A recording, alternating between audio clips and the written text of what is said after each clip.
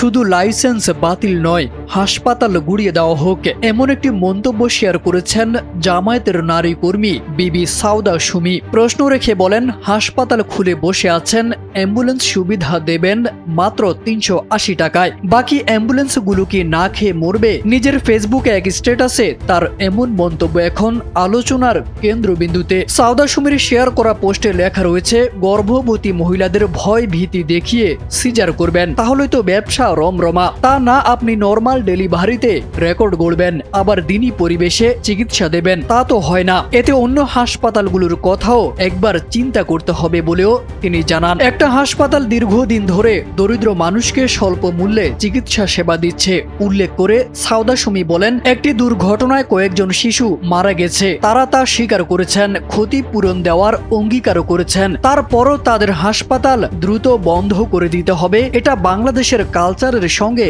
যায় না। JBS holdings limited.